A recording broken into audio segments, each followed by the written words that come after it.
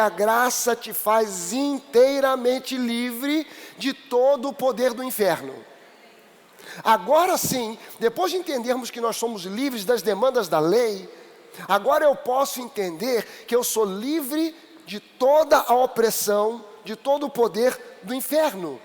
A libertação de todo o poder do inferno é uma consequência da obra de Jesus em cumprir a lei e nos libertar do jugo da lei, cravando na cruz o escrito de dívida que era contra nós, que constava de ordenanças e que nos era prejudicial. Com isso, ele despojou o inferno de todas as armas que ele possuía, dessa arma mais terrível que ele possuía, que era exatamente a lei. A lei não foi criada pelo diabo, a lei não era diabólica, mas o diabo sempre usou a lei e continua usando a lei para trazer culpa, condenação e até mesmo morte no meio do povo de Deus. A lei é santa, mas ela não provoca santidade.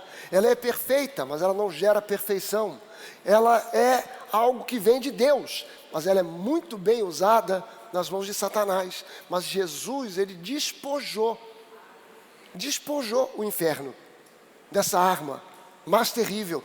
Veja bem o seguinte, a graça, ela não te livra da possibilidade do inimigo te atacar.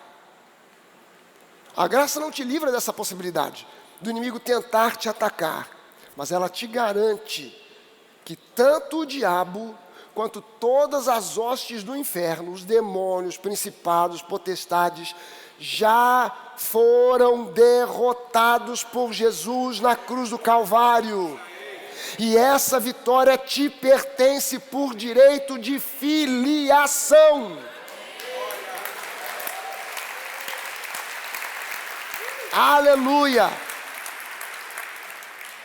Gente, houve um período do tempo da história da igreja recente em que muitos pastores entenderam que esses principados e potestades não foram plenamente derrotados na cruz do Calvário. Então nós temos que fazer alguma coisa, porque Jesus não conseguiu. Então tem cidades que estão debaixo da autoridade de principados e potestades. E quem é que vai libertar essas cidades dessa opressão? Somos nós. De que maneira? Com oração, jejum, óleo ungido. Eu conheci pastores que alugaram helicóptero para levar um balde cheio de azeite, com um pincel, mergulhando no azeite e salpicando aqui para baixo, para ungir o Rio de Janeiro contra o principado do Rio de Janeiro. Gente, se Jesus na cruz do Calvário não derrotou o principado do Rio de Janeiro, não vai ser o azeite no balde do pastor que vai fazer isso. Porque não tem azeite no mundo que seja mais poderoso que o sangue de Jesus. Não tem lugar nenhum na Bíblia em que mostre Paulo dizendo, olha, estou indo para a cidade de Éfeso, mas sei que tem um principado poderoso lá. Então, antes de ir, eu vou escolher para achar um monte, uma montanha, um monte, um morro qualquer, perto de Éfeso, para subir, porque tem que ser nas alturas, que esses principados estão nas alturas. Então, tem que subir num morro, tem que subir num prédio de 20 andares, para lá repreender o principado. Gente, Paulo nunca fez essa oração. Ele ia na coragem, na convicção de que Jesus já fez a obra. Que os demônios podem pular, se manifestar, fazer um salseiro danado, mas eles não podem impedir o avanço do Evangelho, a não ser que nós demos ao diabo de volta a autoridade que ele já perdeu. E a igreja que acaba dando ao diabo a autoridade que ele já perdeu. Porque o inimigo é muito poderoso. Cuidado. Você não pode escutar um disco qualquer, com uma música que não seja uma música gospel, que alguém já vai ter um espírito de porco, chato, da gota, para dizer, cuidado, essa música vai trazer demônios para dentro da sua casa.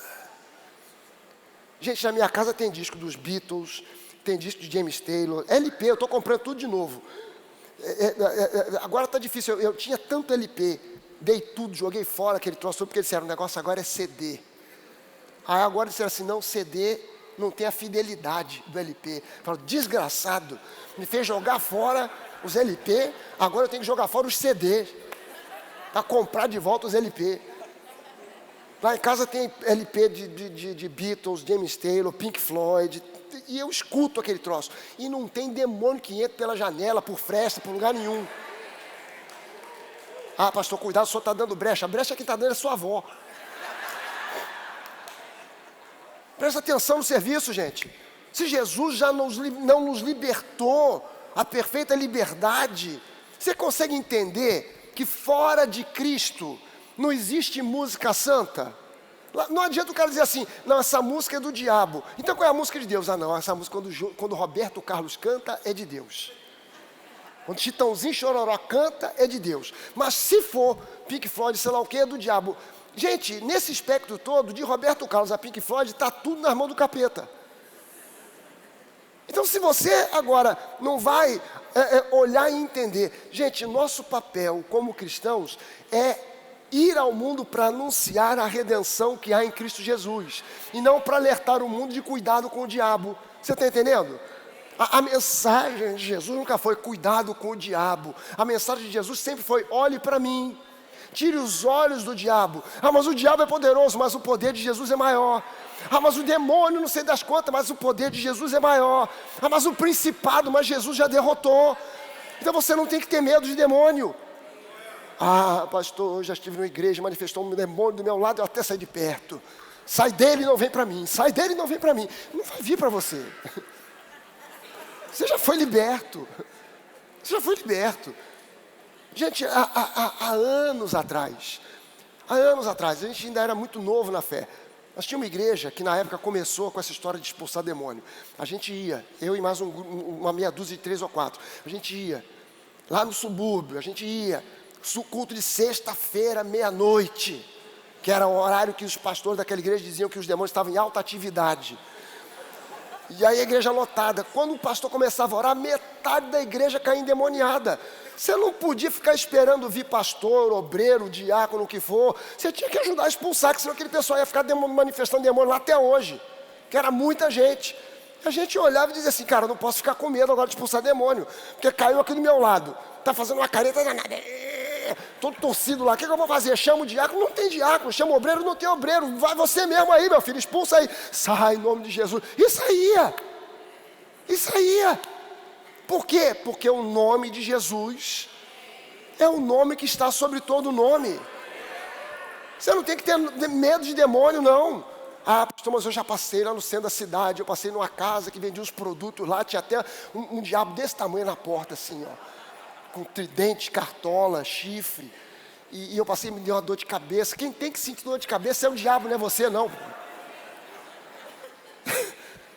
Você quando passa, quem tem que sofrer dor de cabeça é o diabo, não é você. Se você resiste ao ataque do inimigo, ele foge de você apavorado e derrotado. Eu gosto dessas histórias. Eu ouvi uma vez um relato num livro de um evangelista que a gente sempre se refere a ele, do século retrasado, Smith Wigglesworth. Tem que treinar para falar esse nome, senão dá nó na língua, né? Smith Wigglesworth. E contam, num livro lá falando sobre a vida dele, que um dia ele acordou sentindo uma opressão violenta.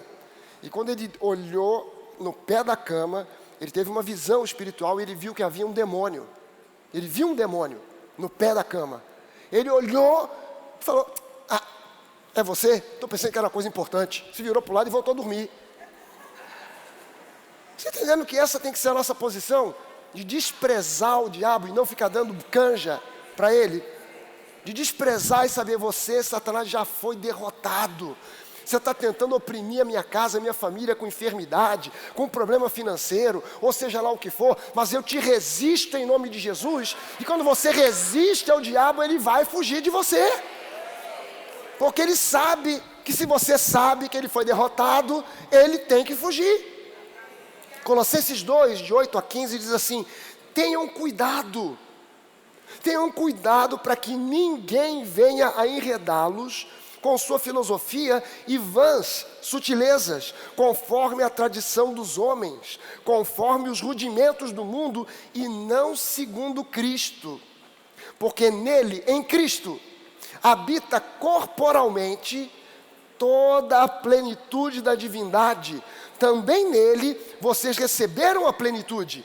Ele é o cabeça de todo o principado e potestade. E nele também vocês foram circuncidados, não com uma circuncisão feita por mãos humanas, mas pela remoção do corpo da carne, que é a circuncisão de Cristo, tendo sido sepultados juntamente com Ele no batismo, no qual vocês também foram ressuscitados por meio da fé no poder de Deus, que o ressuscitou de entre os mortos.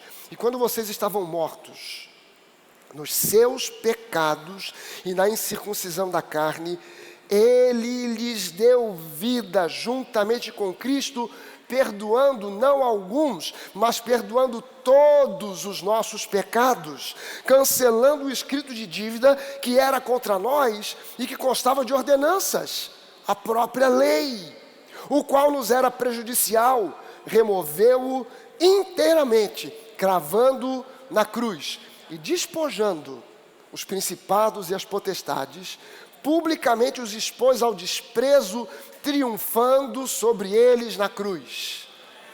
Você está entendendo que esse texto aqui, Paulo está dizendo que Jesus, na cruz do Calvário, Ele cravou o escrito de dívida que era contra nós, que constava de ordenanças, a própria lei, e com isso Ele despojou os principados e potestades de uma ferramenta, de uma arma poderosa que eles tinham, que era a própria lei, para trazer sobre mim, sobre você, acusação e condenação. E que em Cristo nós somos absolutamente livres, porque Jesus triunfou desses principados e potestades na cruz. Amém, gente? Você pode levantar uma das suas mãos e mais uma vez dizer isso em Cristo. Eu sou absolutamente livre. Você não pode aceitar mais sobre a sua vida jugo de escravidão.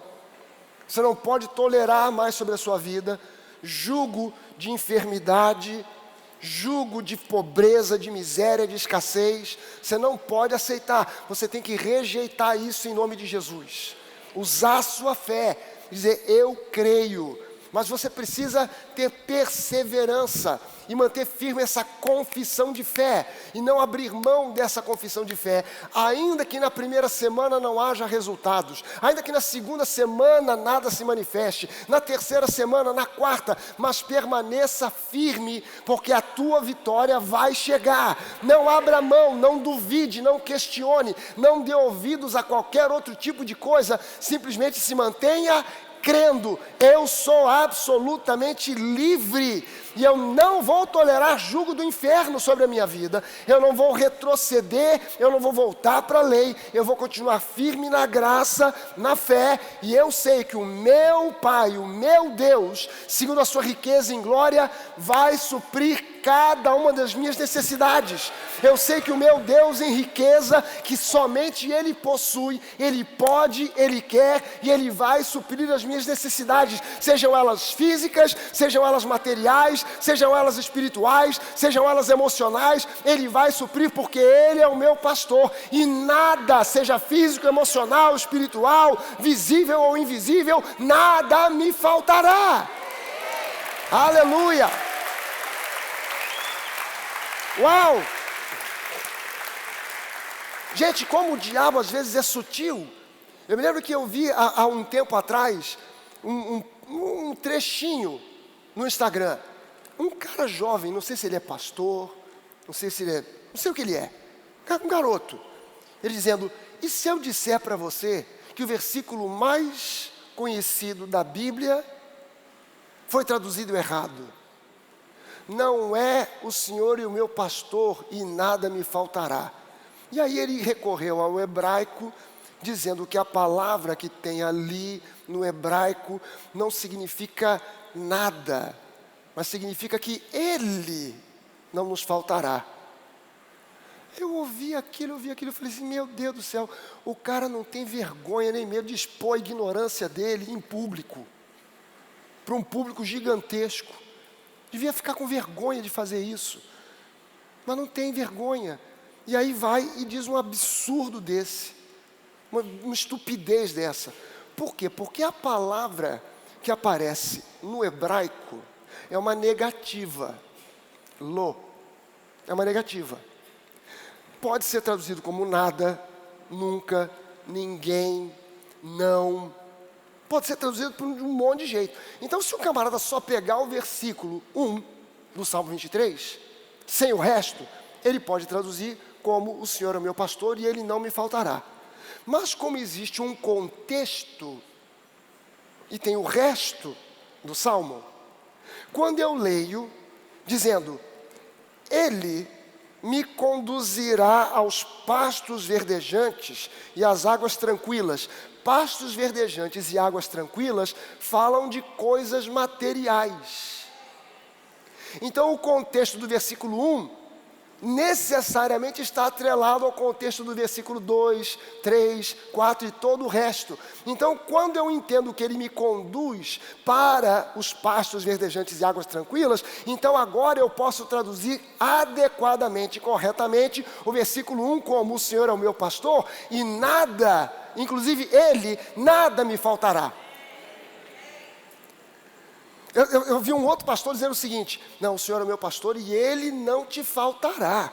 Você está passando pelo vale da sombra da morte e ele está ali para te consolar, para poder te dar uma força. Gente, se ao passar pelo vale da sombra da morte, tudo o que Deus faz é estar ao meu lado para dizer: vamos lá, vai lá, garoto, vai em frente. Eu não preciso de Deus. O Jorge Daltro já faz isso. Só preciso do pastor Jorge Daltro. Ele vai lá do meu lado dizendo: Fragale, vamos lá, cara, eu sei que está ruim, está difícil, você está desanimado, mas pô, vamos lá, cara, olha, Deus está contigo, Deus é uma vez. Eu só preciso dele. E além dele, tem outros. Tem o pastor Jorge Monteiro, também vai lá, Jorge Daltro, vou te ajudar aqui. Vamos lá, Fragale, não desiste não. E daí vem um monte de gente, todo mundo. Eu não precisava nem de Deus.